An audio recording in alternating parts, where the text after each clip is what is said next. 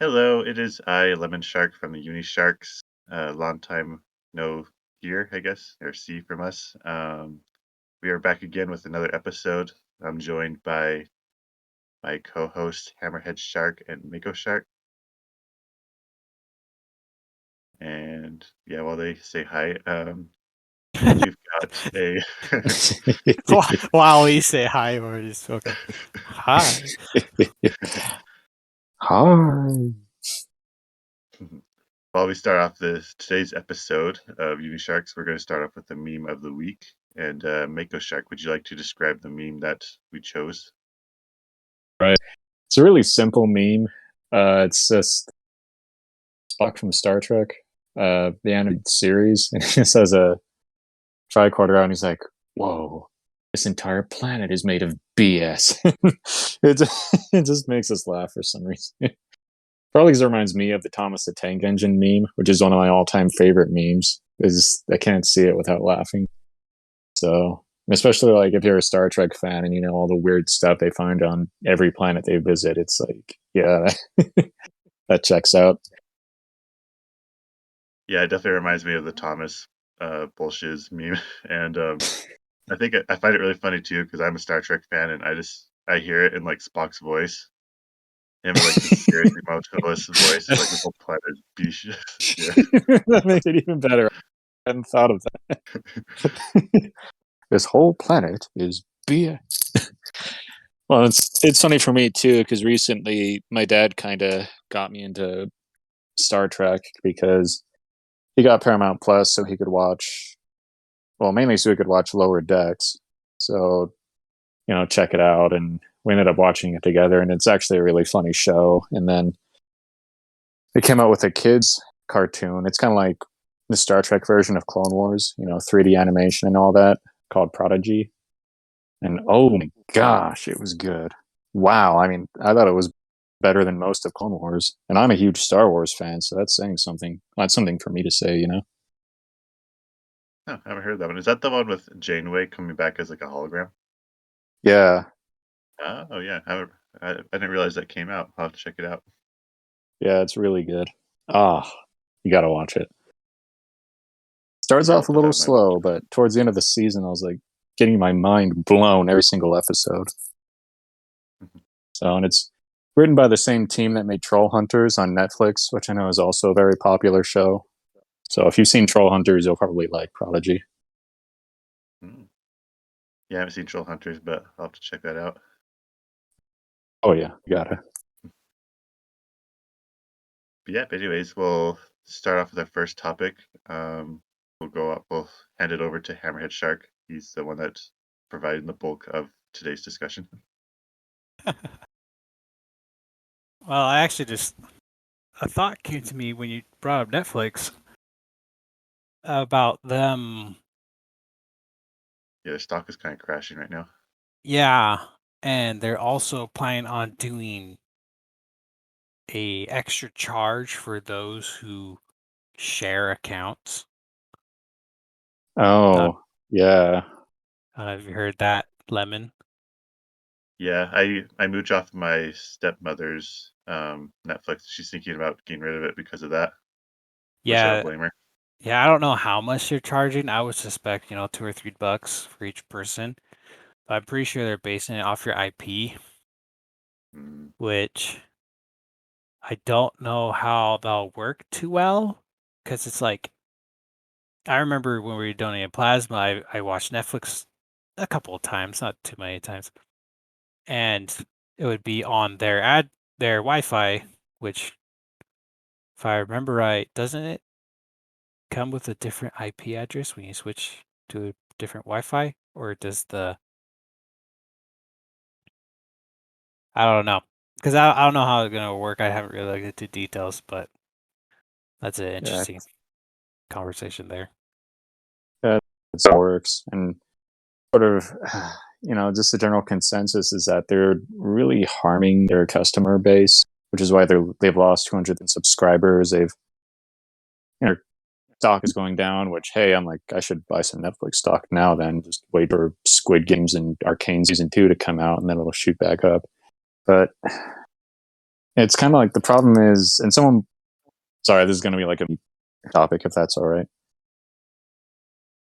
Yeah, go for it. The problem is, I was reading this article a few weeks ago, and it made this great point. It was that Netflix's strategy is to come out with a bunch of stuff all at once and then throw it at the wall and see if it sticks.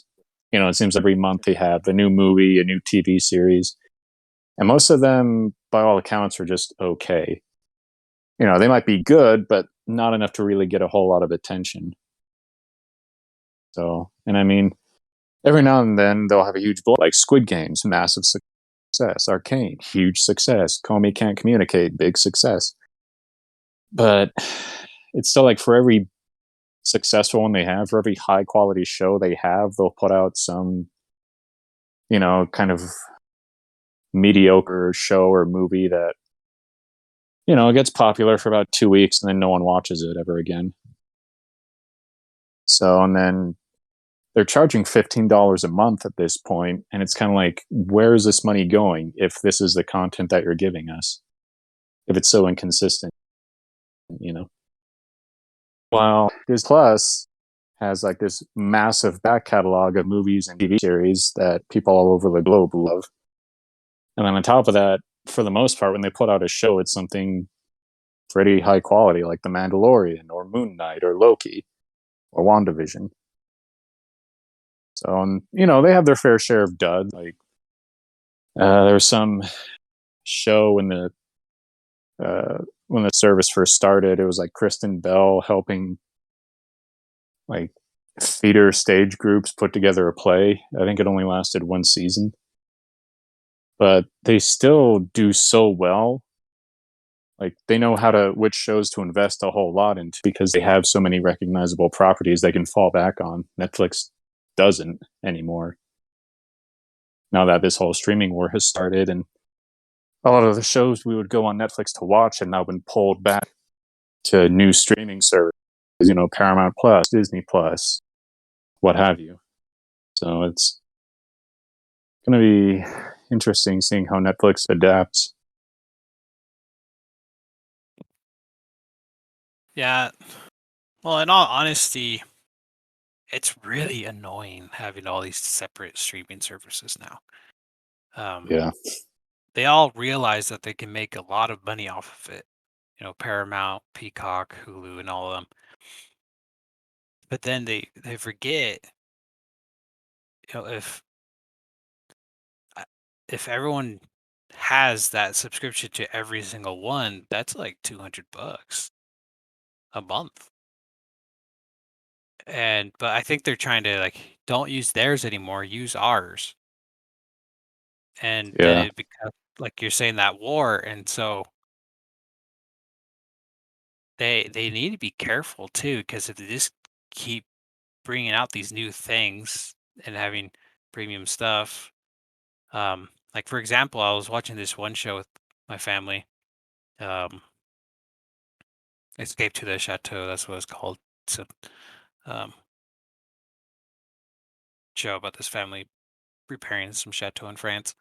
But there's like 7 seasons of the first show, and then when the pandemic hit, they redid this new show with the same premise, just online instead of in person. And now the first 6 seasons are behind their premium wall, and it's like, Oh, I don't want to pay for that, and but I don't know. Everyone wants our money, and we're being fought over. But yeah. kind of go to Disney. They really have some good shows.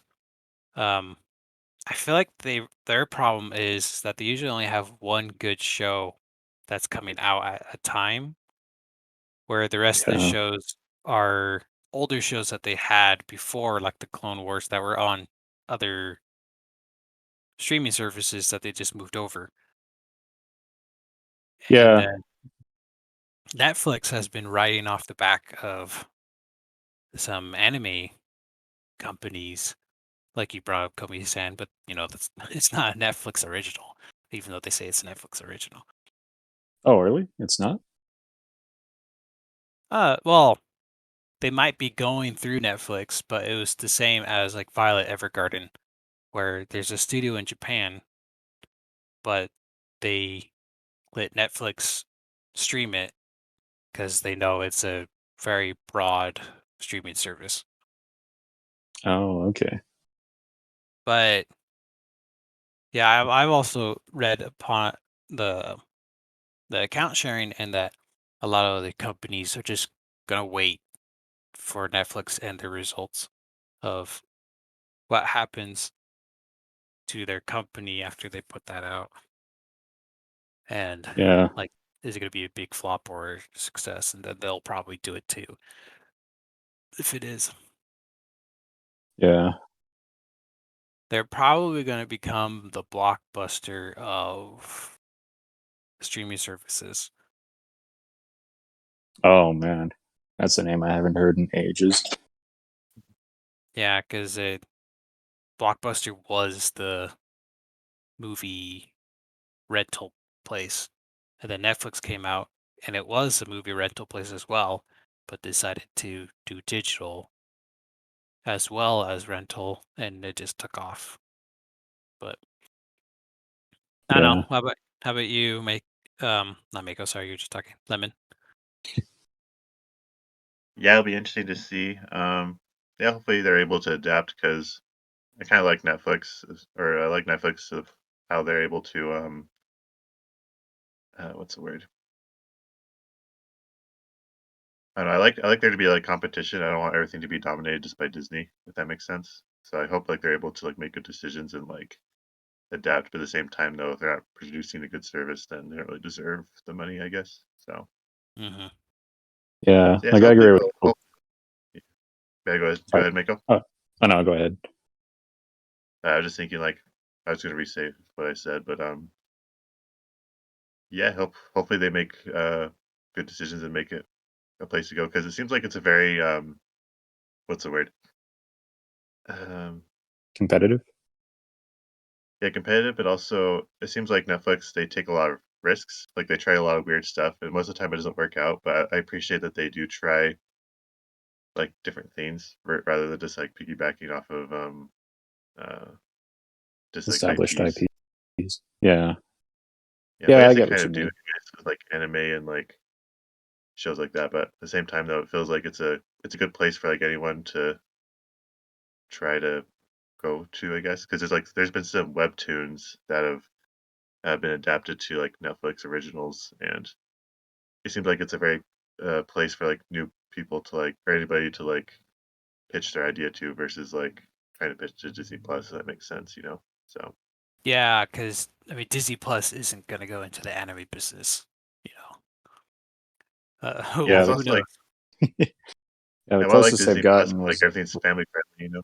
But yeah, Say again? I like Disney Plus, but at the same time though, everything's like family friendly, and it's very like restrictive, I guess. Like Arcane would never, or Squid Game would never be posted on Disney Plus, you know. So that's kind of why I hope Netflix continues so they're able to like not everything has to become like super restrictive and family friendly, if that makes sense. Mm-hmm. Yeah. well Not. actually Uh-huh. um first I was gonna say, yeah, I totally agree about, hopefully we get good competition out of it. Hopefully we get the best of capitalism and, the streaming services start competing to make higher and higher quality stuff to compete with each other and better prices for the customers. Hopefully that's what we get. We don't get worst of capitalism where they just start cutting corners and stuff like that. But I was gonna say Disney Plus has kind of breached that adult ceiling because they just added the Marvel Netflix shows, which are very TVMA, Oh, sex, really? gore, nudity, all that stuff. Yeah, and they just added all they did was just add a parental control deal. Like the day they Oh, added okay. those shows, I logged in and they sent me a menu. A menu popped up saying like, "Hey, we added these shows. They're adult shows. So, do you want to fill those out? make them completely unavailable for yourself and your family, or do you want them to be available on the service? So I said, well, yeah, we're all adults, so make them available. So I can watch them, but if for whatever reason my nieces and nephew to our account, we can go in and change it so they no longer show up in the feed.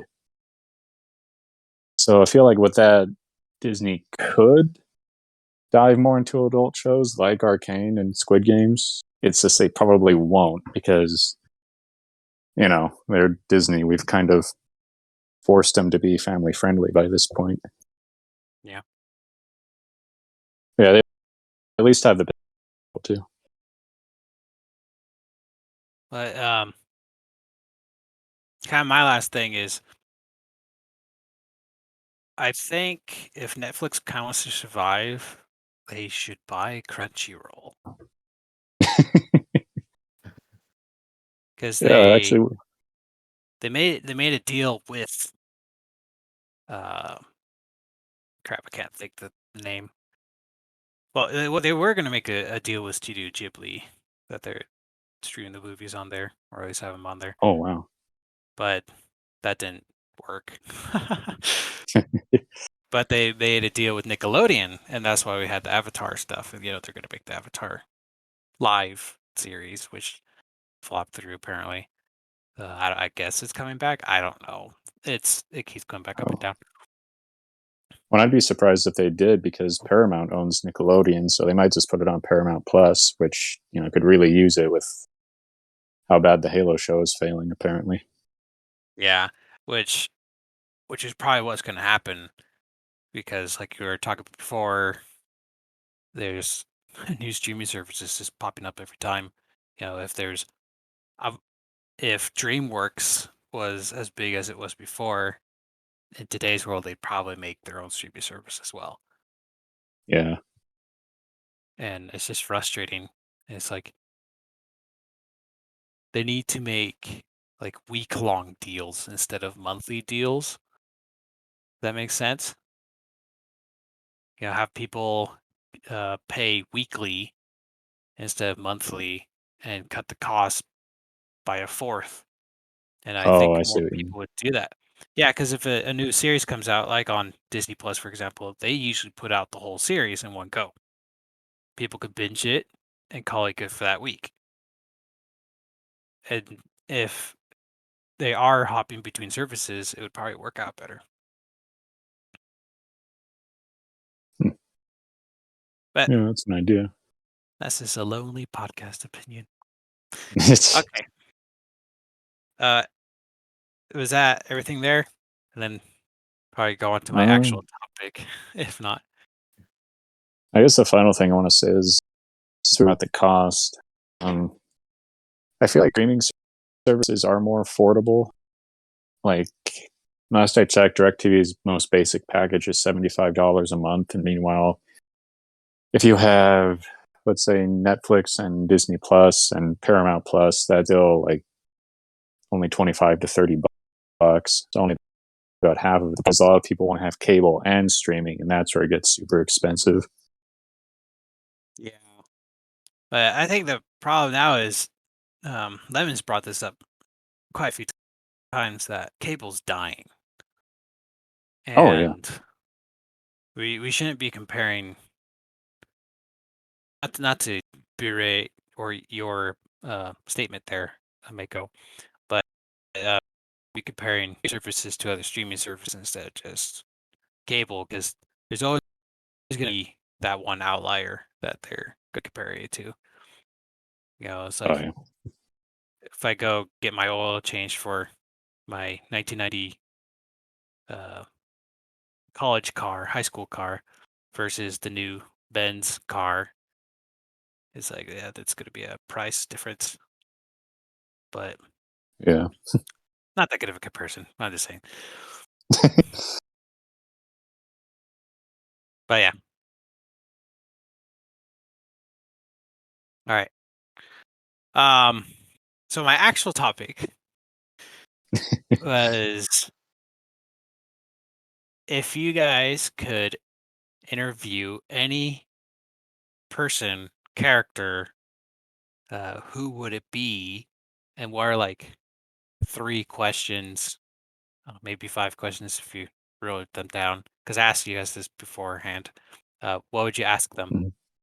Mhm. Also, sorry, why would you want to interview them? So I'll start off with mine, and the person I thought was Sauron from the Lord of the Rings series. In his physical form or the giant eyeball? In all forms, but most likely it's physical. And why I want to interview him is, well, I watched the movies not too long ago. We'll rewatch them, and I don't really remember too much about him, like in the Silmarillion and the Lord of the Ring books. They kind of talk about him a little bit in The Hobbit. He's just the Dark One and all that. And they don't really talk about like his motives. He just wants to conquer, take over, become all powerful. But like, why? You know. And so my questions for him were: after you take over the world, what are you gonna do? You know, Yeah. he's the Lord. He's a conqueror. Everyone follows him. What is he gonna do? Is he gonna try to make a utopia? Is he just gonna devour everything? Is he going to use his conquered land to explore? What's his main purpose or goal, I guess? Another That's a, question, huh? oh, I was going to say, yeah, that's a good point. Like, I read the Silmarillion a few years ago, and I know he started off as a servant of I think its name was Morgoth, who was like the real big bad of Lord of the Rings. Yeah, But other than that, I don't really go into why he does what he does. yeah. Like he took over and killed his head honcho, the Boros, and became the powerful being. And then my other kind of question was, how how was his young life? How did he grow up? Any memories of that?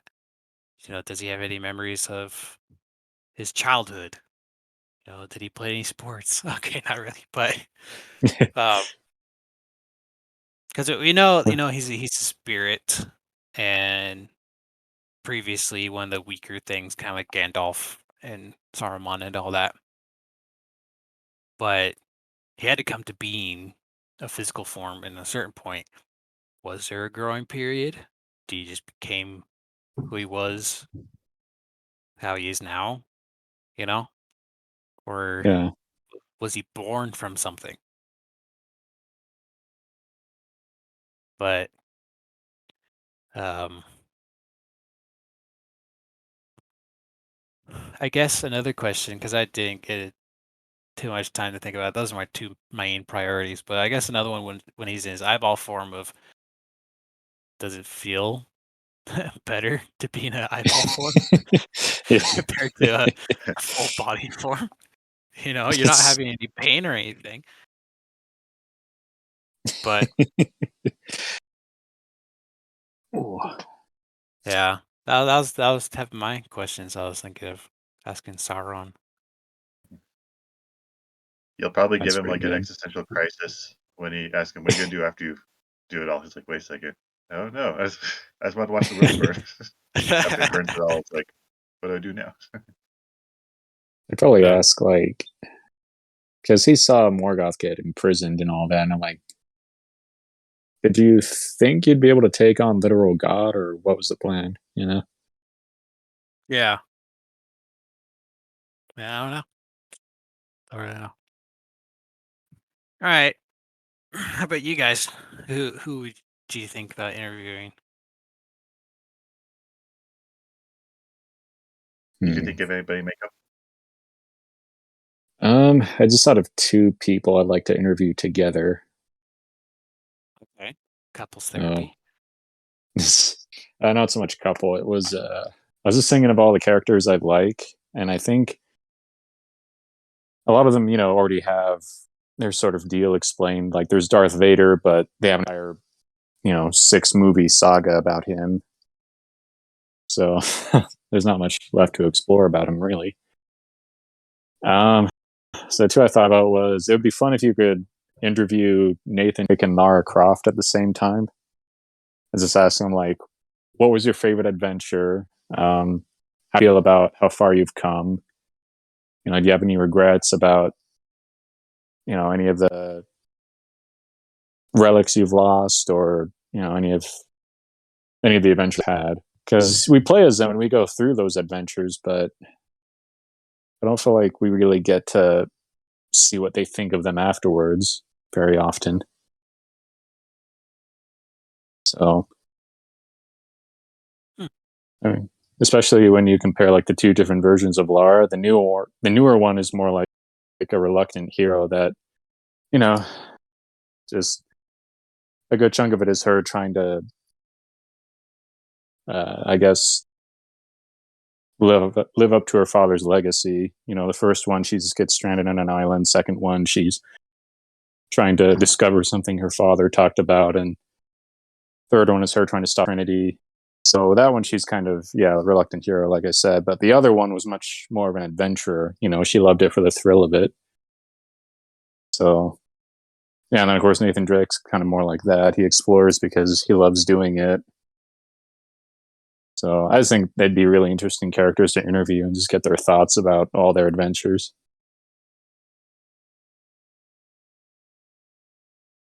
You That'd probably be have fun. to. Sorry? I said, yeah, that'd be fun. You go ahead. Yeah, I was to say you probably have to do it without revealing who they are. Kind of the masked, covered, voice altered interview. Yeah. That'd be kind of fun still. Or better yet, maybe I could have both of them, and then out of nowhere, Indiana Jones walks in. He's like the surprise third interviewee. Oh yeah. What do you think of proving that God exists? And the Indian gods, somehow. Right. Anyways, what do you think, Lemon? So the person that I would want to interview, for some reason, I couldn't come up with any fictional characters on the top of my head, but the first thing that came up in my mind was, I think I'm saying it right, Garth Ennis. If I'm sorry if I was just saying that wrong, but he's the guy that wrote the Boys comic, and he's also written other different comic book series. The one that I'm thinking of is the Crossed series, and any of you listening, don't look up the Cross series. It's like the most messed up comic I've ever read, and because of Oh, that, yeah, I think I've told you about it before, Mako. Brief synopsis: basically, the Crossed is a zombie apocalypse story, but instead a zombie virus, or the virus doesn't turn them into zombies. It just turns people into like the worst versions of themselves, or makes them act out their worst, um, act out like their worst possible, darkest desires. And it's just a lot of don't look it up. It's messed up. And my first question would be to the author is like, are you okay? Like, do you need therapy or something? Like, I don't know. Like after I read that first issue of the comic, I was just like, I don't know. I like couldn't stop thinking about it for like 3 days because I was just like, dang, that's it made me like terrified to live in a city.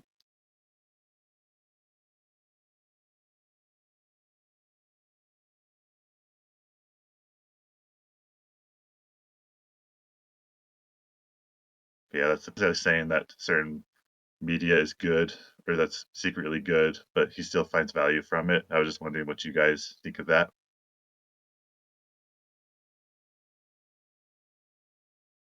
So the first thing that came to my mind when you shared that was this comment on Instagram, which is it's not nice. It's not a nice comment, but it was pretty funny at the time, where they're having this conversation on this person's drawing. It was really good.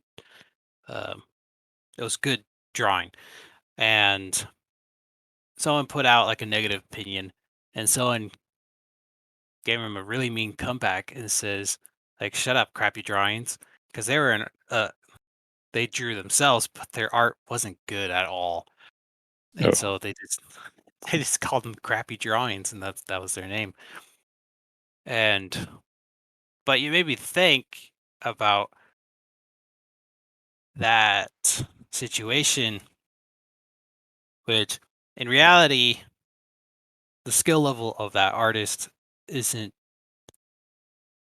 uh, I guess, up to par or up to standard of good art. But they always need to have those stepping stones. Um, the only people that have had that only good art experiences are prodigies in any art form, such as writing, even like producing shows, drawing. And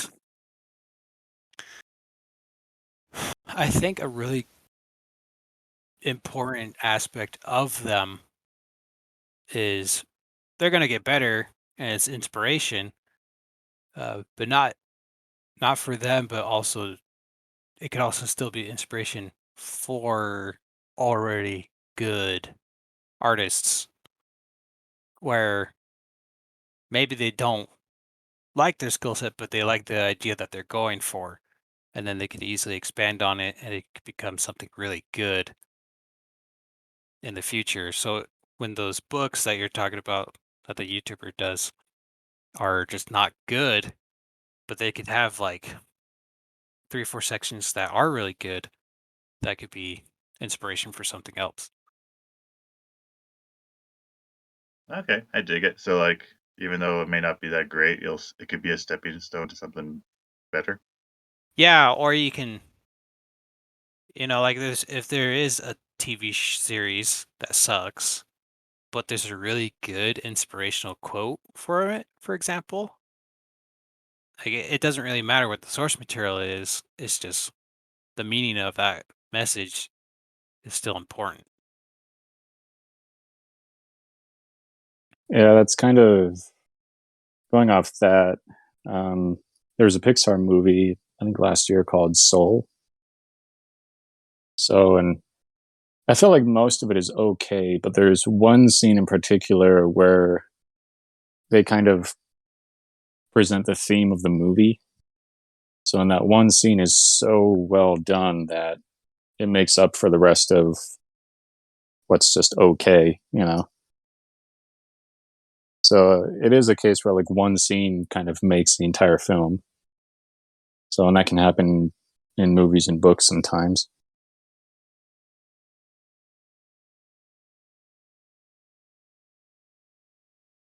Yeah, I was just wondering because I don't know this. I kind of have respect for this dude because he spends like an hour-long video just talking about like this really crappy book, and it's like it's entertaining to watch him do it. But I'm just like, why would you put yourself through that? But at the same time, though, I guess it's also good to like consume different stuff and also not just stick with and develop your own opinions too. Because I feel like myself especially sometimes I'll just ride the opinions off of others of like what I should consume and whatnot. Like if there's a game that came out that looks interesting to me, I usually watch a review of it first and try to base it off that review. But at the same time, I think it's important to like um, try things out for yourself and develop your own opinion first, which can be risky because sometimes you waste a lot of time on something you don't really care for. You don't really care for.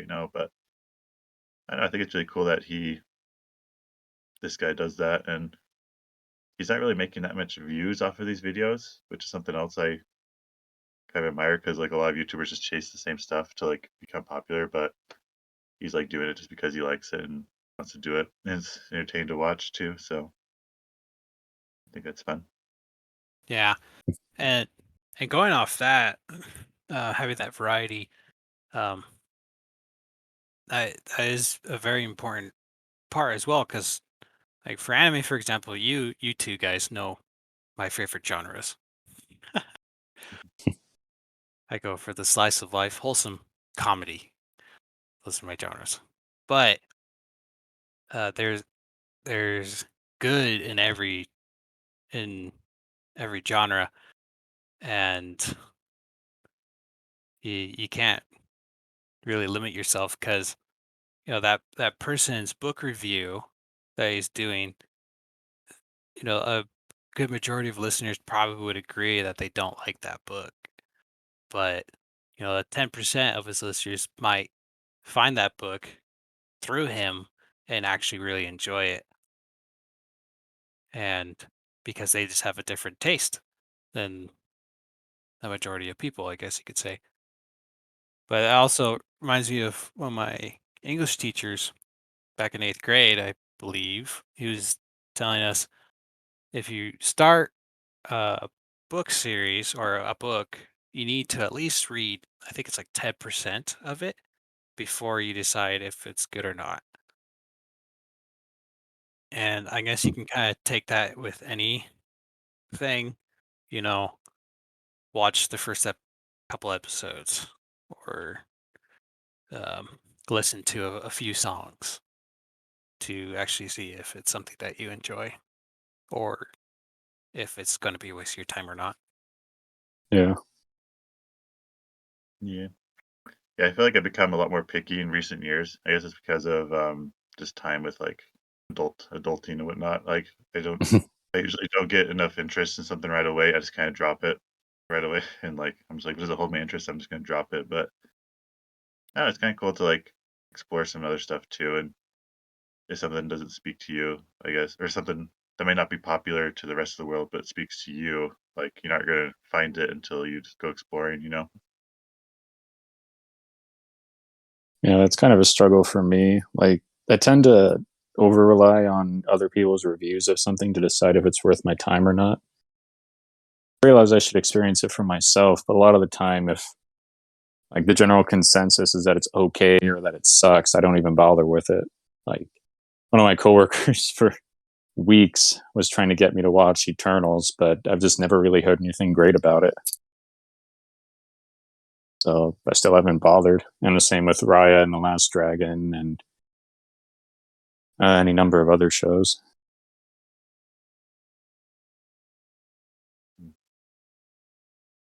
Yeah, I'm Yeah, kind of in the definitely. same boat as well.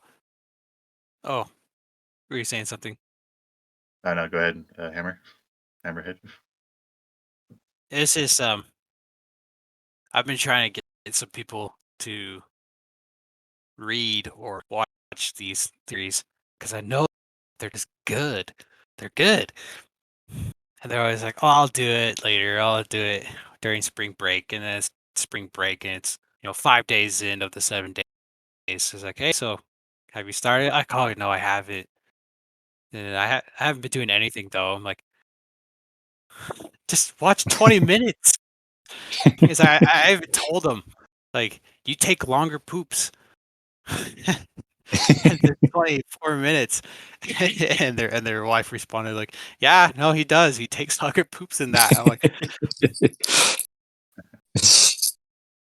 "But That's too funny. they don't normally do it." But it's like I know their attitude and their viewpoint on certain things, and I like 80% sure that they will at least not feel bad about watching it, that it wasn't a waste of their time. But yeah, I won't give them any more crap. I guess like sometimes I have the reverse problem where I'm sure a show will be really good. It's just that I'm scared I'm gonna invest too much time in watching it, or kind of like what Lemon said. You know, like you have to spend all this time adulting, and then when you're done adulting, you have other stuff that you're already in the middle of that you want to do. So like when Hammer recommended By X Family, which is this great new show, to me, I was like, well, it sounds good because he said it was similar to like the one manga that I read, which is called Yotsuba. It's a really funny book, but I was still kind of going back and forth on the fence until my sister said, like, "Hey, I'm watching this show called Spy X Family. You need to watch it with me." So I was like, "Okay, well, two people now, so I may as well." And now I love it. So I feel like it's kind of. I feel like it kind of varies from person to person, though. Like some people just love diving into new shows, other people don't. Yeah. Mm. Mm. Yeah, that's made me think of something else too. I've always found it like I've noticed myself personally. It seems like I always pick up other people's recommendations and like, oh, this is really cool and I like it. But it seems like whenever recommend something, no one else ever seems to be interested in it. It's like, okay, whatever. I'm sorry. I'm sorry. That's all good. I was just thinking about my uh, family members. Just to say, I won't say specifically, but I like watched 2 shows with them recently, and I tried getting them to watch this other show that I really like, but they like lost interest after the first like 5 episodes. It's like, okay, whatever. What show is it? But what was that? What show was it? The Expanse. Oh, Oh that. yeah. Oh, yeah. At the same time, though, I don't blame them because the first season is pretty slow and boring. Like, I had a hard time getting through it myself. I think I powered through it just because I saw someone on YouTube show a clip of like something happening in the later seasons, and I was like, "Whoa, I have to see what happens there." So I don't blame them too much. In all honesty, I think that is needed sometimes. Like I've seen clips of certain shows as well, and I'll watch the show because of that clip. And I'm just waiting to see that clip, even though it's like at least 7 episodes in of the 12 episodes. And then I just end up finishing the show anyways. But I wouldn't have started it unless I was motivated. It's like I want to see the build up to that. Like, why did that happen? Yeah. Yeah, definitely. That's like the main reason why. Well, not the main reason, but a reason why I got really into Attack on Titan. Like I saw like a clip and I was just like, "Dang, this animation is really good. I need to see what the context is of that too." Yeah, and you finished the manga, Yeah. right? Yeah, I did. I have Okay. a lot of thoughts about it. Have you guys spoiled yourselves on the ending yet? Yeah. I have,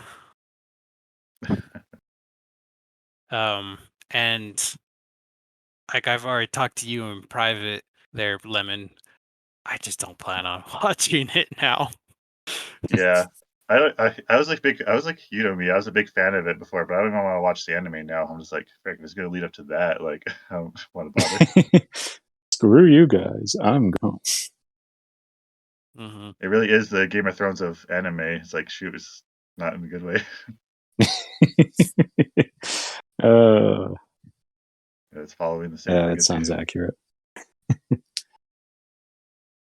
Actually reminds me, the whole reason we all got into Demon Slayer was because Hammerhead found a clip of, that one scene in the first season.